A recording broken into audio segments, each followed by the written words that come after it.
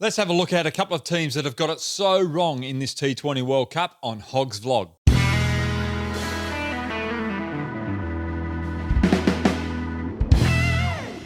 Well, we're quickly going to look at India and Australia, and then I'm going to go into a more detailed discussion after this quick summary about India.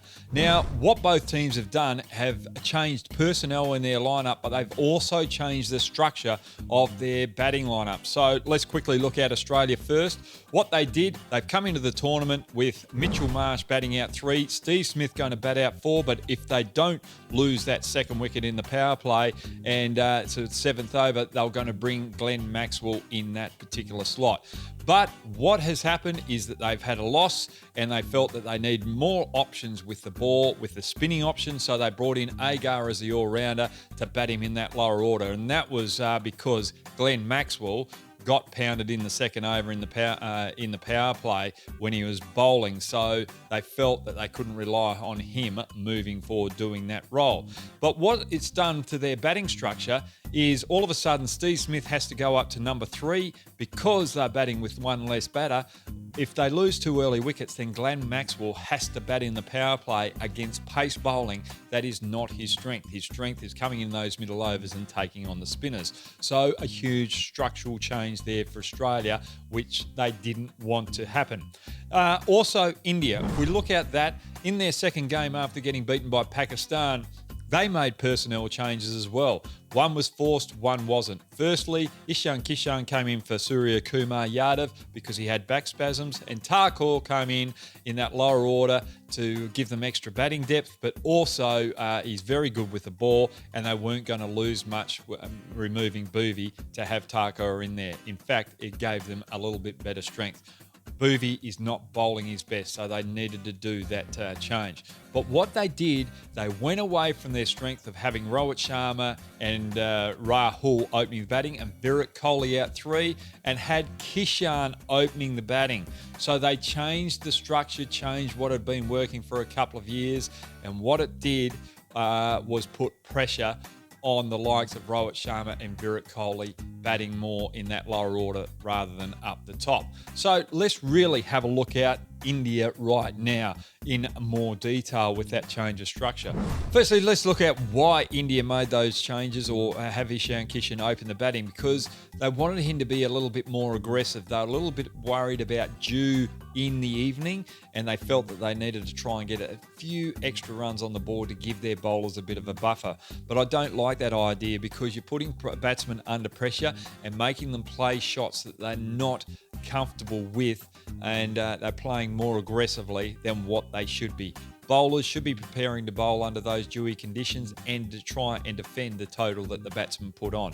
You don't want one particular segment being put under more stress than what they have to. But Ishan Kishan batting out the top of the order nearly came off.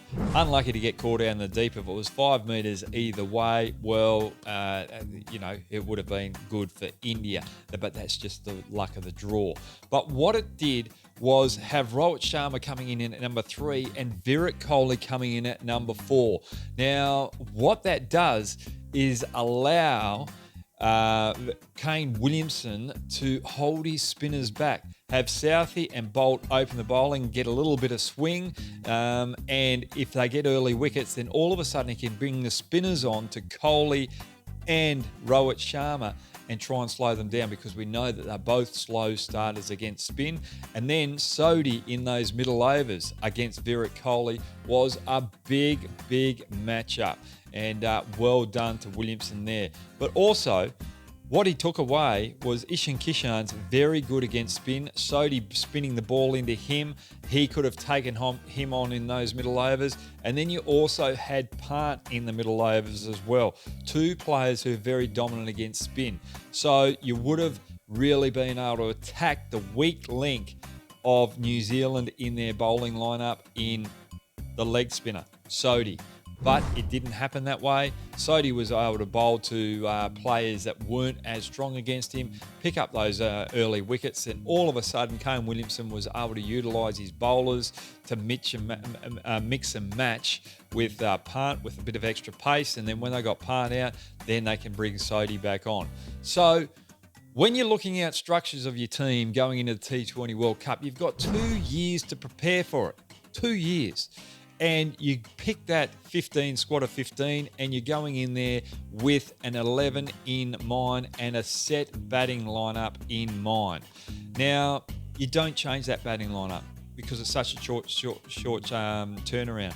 What you do is if you replace a player, that player comes in and does the role of the player that he is replacing. You don't change the whole structure. You don't change the whole dynamic. It puts everyone else out of kilter. They've got different preparation. They're batting in positions that they haven't done for the last couple of years, and all of a sudden you're under pressure and you allow the opposition to take advantage of it like New Zealand did. So it's not the skill level that cost India in this New Zealand game.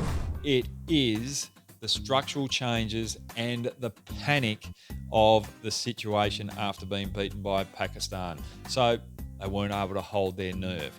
Rightio, I'm just going to go down the nets now and have a look at Asif Ali and have a look at a team that's actually got one part of their little puzzle correct. Okay, I'll see you in a minute.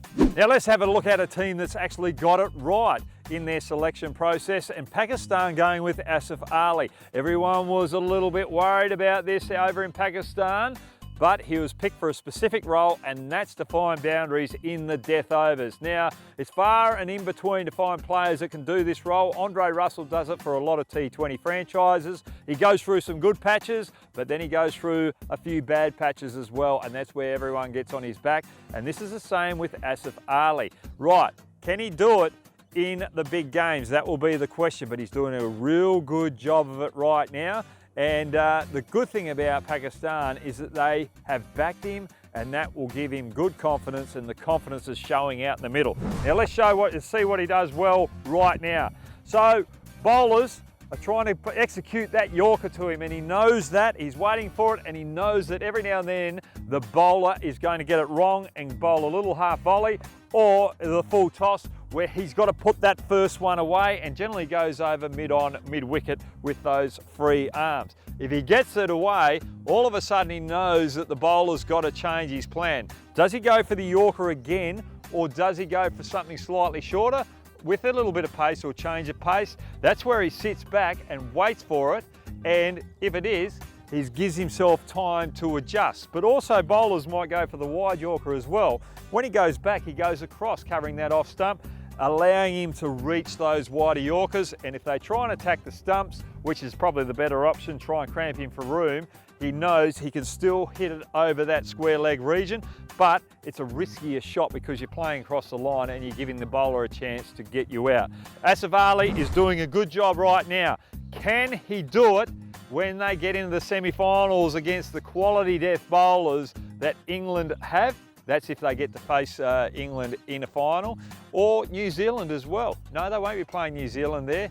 Other than that, well, it's easy pickings there for Group 1, anyone that they play in that first semi, because they won't be playing England, they'll be playing England in that final. But anyway, question for you guys. Let's go back to what we were talking about at the start. Should you change your batting structures after working for 2 years to work towards that T20 World Cup? Should you change your batting structures when you're in such a short tournament like India and Australia have done? Get your comments downstairs and let's have a little bit of banter. Thanks for joining me, guys.